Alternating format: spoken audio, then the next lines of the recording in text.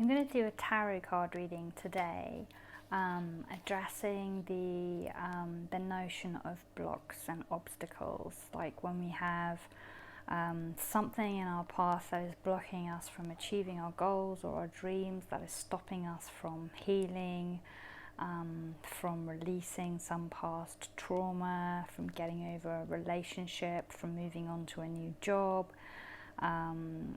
from kind of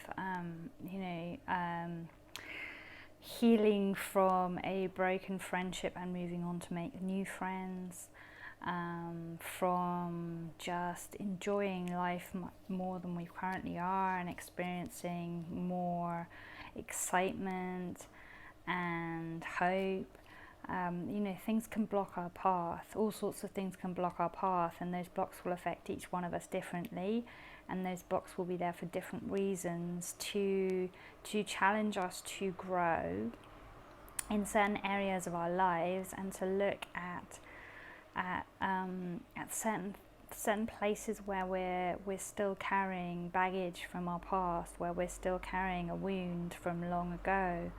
And we will all be affected differently by these things. Some of us will be stuck in singledom, unable to find a relationship, unable to find a healthy relationship where someone loves, supports and respects us fully and completely for who we are. So maybe we are single for long periods of time. Maybe we are stuck having loads of one night stands or short flings that don't really amount to anything but make us feel rubbish about ourselves. Maybe we find a relationship, but the pattern in that relationship is the same as the pattern in all of our previous relationships, which is one where we are not treated with love and tenderness and respect, and where ultimately we are either left betrayed or forced to make that decision to leave ourselves, but where we don't get the love that we deserve. All of the, and this can play out in job relationships, this can play out in friendship relationships, this can play out in our family relationships, and that's just one aspect. And there can be things to do with health as well, whether that's emotional health or physical health, and the blocks we experience there, and why these blocks are happening. Why, when we get an injury, in a certain area of our body, is it not healing, when with other people it seems to go away, within the time that it should do? Why is it that, an old knee injury will come back 10 years later out of the blue for no reason, with no real incident to have provoked it, and then this thing is stuck and it won't go away?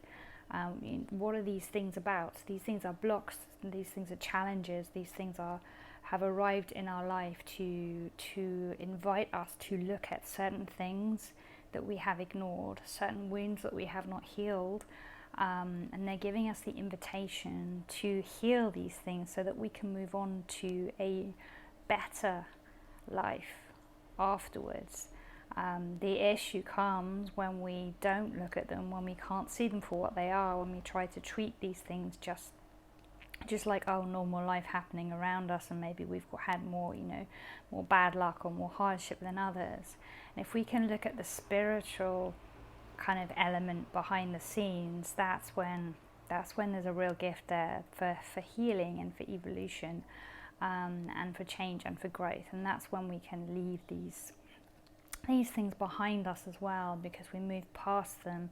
And then of course we're going to have new lessons, and those lessons will be difficult and challenging too, but each time we move on, the lessons change, and our ability to deal with those lessons and move forward through those blocks becomes greater. So even though things will still hurt us, things will still challenge us, but our coping capacity has been strengthened, and so we are not so humbled by them, so broken by them, or so crippled by them. We can still hold our heads up high and keep walking through these experiences. Whereas when we're kind of like at the baby level of dealing with stuff, and we haven't really kind of looked at a lot of the stuff that we've been carrying in our shadow, you know, the things that we don't want to deal with, so we just throw them over our shoulder into that huge rucksack that throughout our lives gets heavier and heavier and heavier until it's crippling us and we can't stand straight anymore.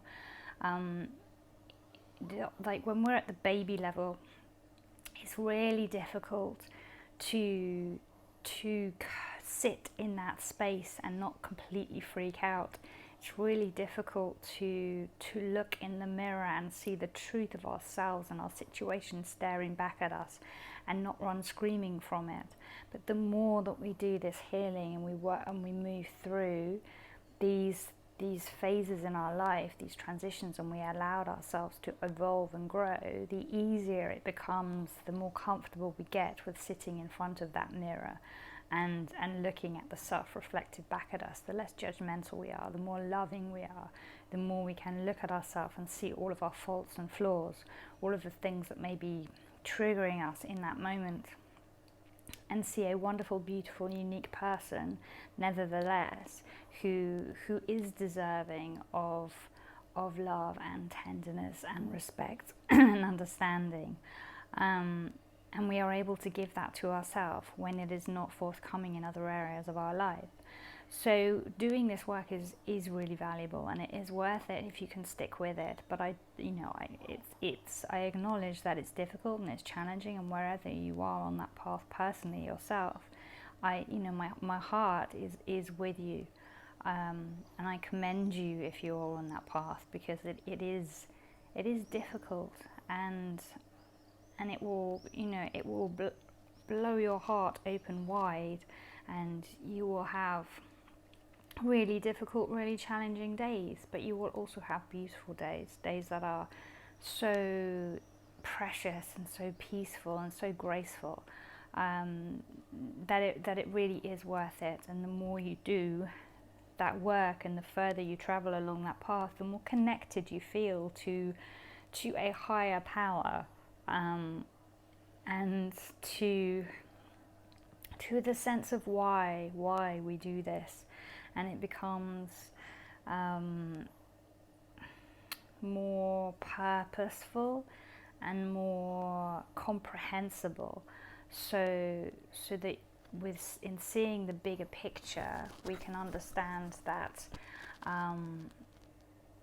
that the work we're doing will serve us, forwards in the future, not just on this planet, in this body, but when we evolve and when we move on, we can carry this work with us. And so, like here on Earth now, as humans, we are, we're all students. We're all in school, eternally learning, trying, growing, evolving. There is no end to that. There is not supposed to be an end to that. We're not supposed to just stop and retire, or as children we go through school, we go through university. We're not supposed to leave and then stop and that's the end of our learning. It's like, no, everything is a learning. And if the situation that you're in right now is not one where you're learning or growing, then you're likely frustrated and bored and miserable, and you have challenging emotions that are there in your life, upsetting you, unsettling you every day, because you're not on path, you're not on track. And so this reading is really designed to deal with that. What might the obstacles be in your life, in your path, that are blocking you right now, so that you can release yourself and move forwards and come closer to peace, to happiness, to grace and to joy. So I'm going to do the reading from the Rider-Waite deck, the Radiant Rider-Waite. And so it's the deck that you've seen me use in quite a lot of my readings. I should probably change my deck next time, just so that you can see a few different decks again, because I was doing that before and I've stopped recently. Anyway, okay, so I'm just shuffling the cards and then we'll pose the question.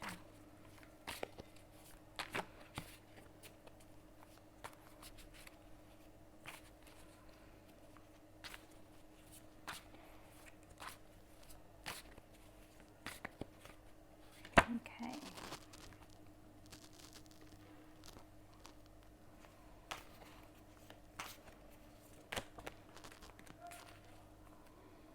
Okay. So you've got two cards. The second card is going to be about how we can move past that block. So the first card is the block, and the second card is part of the solution to dealing with that block. So the first card we have is the Four of Pentacles. And this card shows us a man.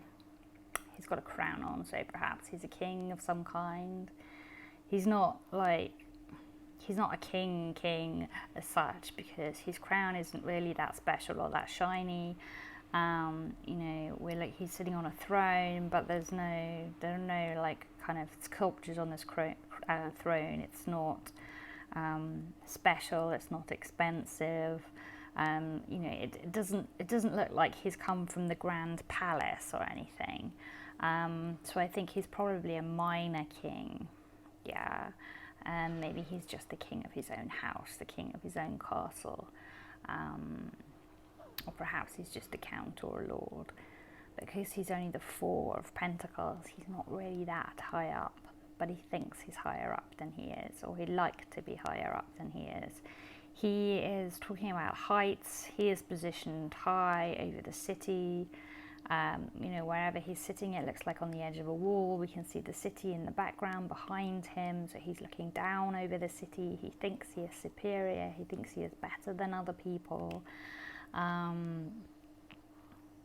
You know, the background behind him is kind of, it's clear and it's peaceful and it's blue, but it's a little bit bland and washed out. It's like we don't look at, and the city just looks kind of like quiet and dead. It's not a backdrop that excites us. We don't look at it and think, oh, I'd like to live there. That looks like my kingdom. It looks like a city that's kind of been deserted, that's emptied out. So he's like the king of an area, but it doesn't seem to be thriving. He has his wealth and his 4 gold coins, which is, you know, it's not a ton of wealth, but at the same time, it's, you know, it's a sizable amount of wealth. It's bought him a kingdom of some kind. It's bought him a lifestyle that elevates him, at least in his own mind, above the others in the city. So the character in this card, basically, he feels like he has a kingdom, that he has created a kingdom in his life. He feels like he rules this kingdom. It is his. He has conquered this kingdom in a sense. You know, if we're looking at it in terms of career, maybe he chose a career that he wanted to have. Like, if, for example, if he wanted to work in banking, perhaps he studied hard in order to go into banking. Perhaps he then went in at the bottom and apprenticed and worked his way up, and acquired a certain level of success and recognition within that career. He looks like somebody who is earning a certain amount of money, has a certain status within their career, but who is playing a part. It's like he's dressed as a king. He has a certain amount of wealth, which is more than the people in the town. He is sitting on a throne and he owns a property. But if you actually look at the man, he looks like a child. Like, he doesn't look like a king. He doesn't look like he is comfortable in that outfit. He doesn't look like he feels like it belongs to him. It's like he's playing a part. He's like an actor in a play. And he doesn't look like he's very happy either. It's like he's clinging on to his coins for dear life. He's touching all of them. He's got his 2 feet planted firmly on the 2 on the floor. Both of his arms are wrapped around the one at his chest quite tightly, and then there's one balanced on his head, which is kind of like, well, it almost looks like a bit of a halo. And it's like, if we look at it, it's like the coins are on show, they're not hidden, but he has his back to the town, to the world. So it's almost like he's ashamed of his wealth, he's ashamed of what he's achieved, he's ashamed of his throne and his kingdom and everything. And so I think this card is basically saying that the thing that is blocking us right now in terms of our path and where we want to go and what we want to achieve and who we want to be is the fact that we possibly feel like an imposter in our own lives. Like we don't feel like we belong. We don't feel like we are who we tell the world we are. We don't feel worthy or valuable enough. Like we want to be a certain person, we want to be doing a certain thing, we want to be practicing that out there in the world, and perhaps we are practicing that out in the world, but we inside, even if other people respect us and value us, inside we feel like we're an imposter and we're faking it, and we're not valuable or worthy, that we don't deserve the money that we've earned. And maybe that's why he's clinging onto it so tightly, because he's scared that somebody's going to see through his act and take his money away from him, and he's worked really hard to earn it, and he can't afford to lose it, but he's really scared that all of these people behind him are going to see through his act, are going to realize that he's not a king, that he doesn't deserve the title that they've given him, and it's all going to be taken away if he doesn't cling on to it really tightly. So the block is kind of that fear of being found out and then losing everything. And so the man, he is clinging on so tightly to what he has in his life at present that he's scared to invest anything in his future. It's like he can't share it, he can't give it out, he can't show it to the world, he can't acknowledge it publicly. He has to hide it all because he doesn't feel like he deserves it, like he's worthy, and he doesn't trust that it will stay. And so this is like acting as a real block, because like a 4 is about balance and stability. Like you have 4 legs on a chair, 4 legs on a table, and if you take one leg away, then the chair or the table falls over. It's not balanced anymore.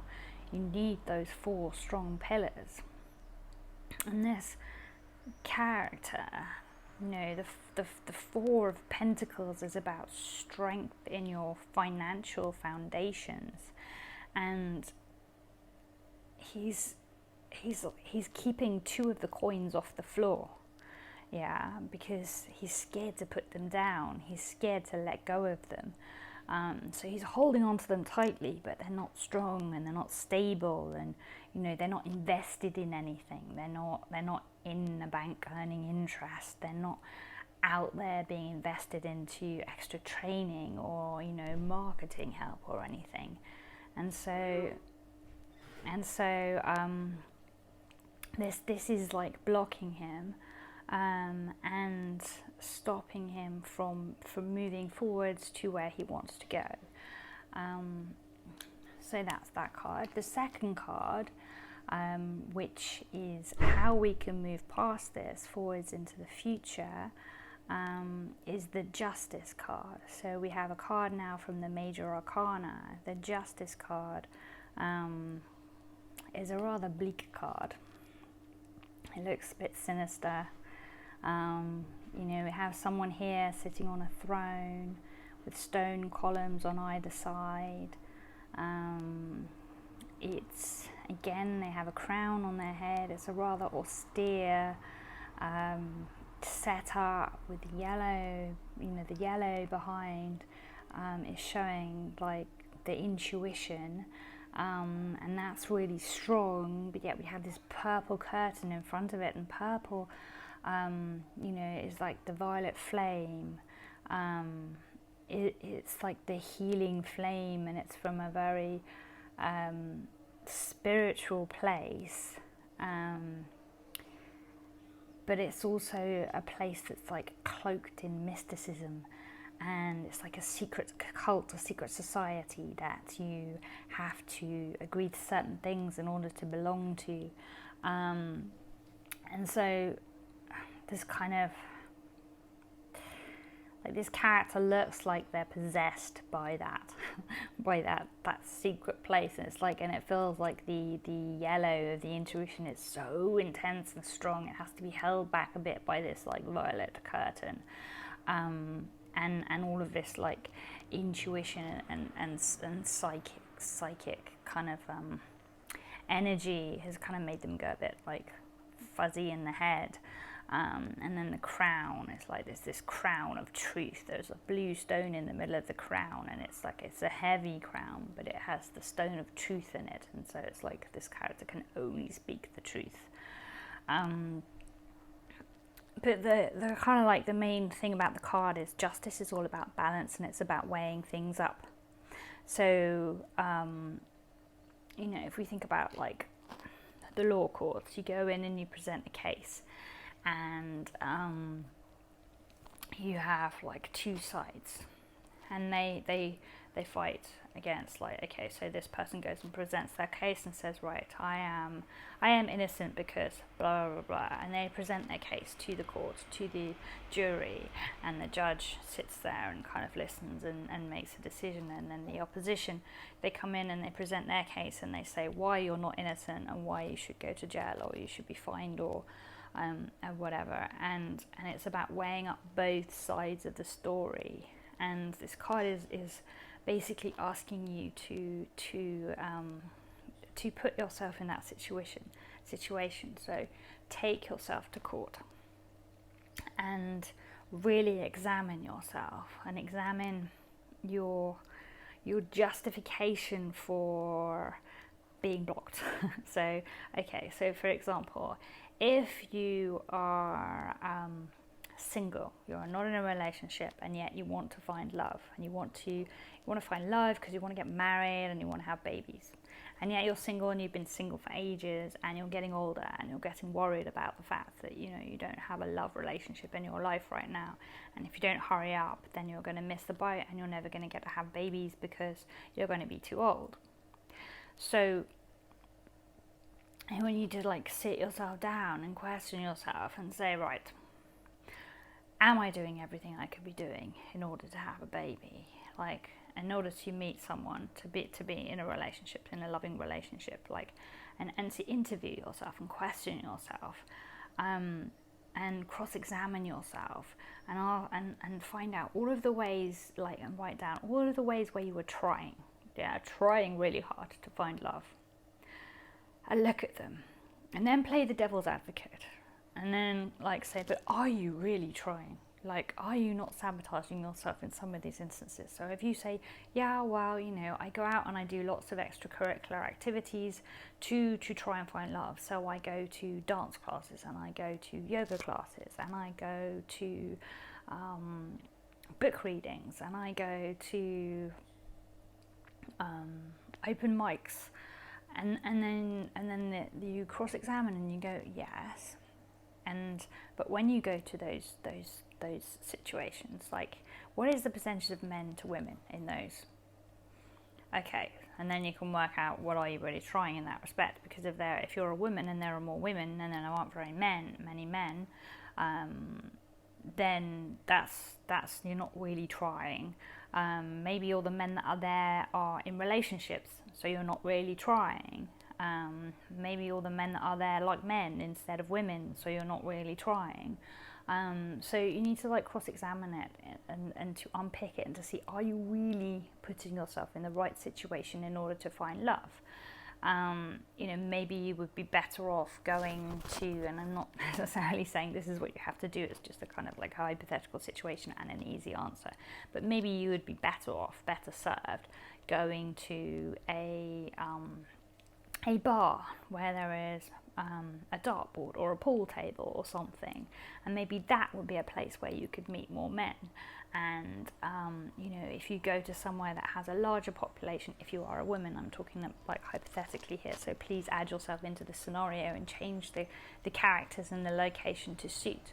But if there is a place where there are like larger groups of men out on their own together without any women, then that would be a better place for you to go with a friend or something to mingle and mix and meet men and maybe find the right person. But you then also need to make sure you're going to a place where you're going to meet the kind of man that you want to meet. And so you have to unpick the whole situation with this thorough cross-examination to make sure that you are actually really trying and not blocking yourself. And you go through this, and whatever your situation is, whether it be a health situation or a relationship situation or a money situation or a life situation, you go through and you really interview yourself and you honestly answer with that crown of truth on your head,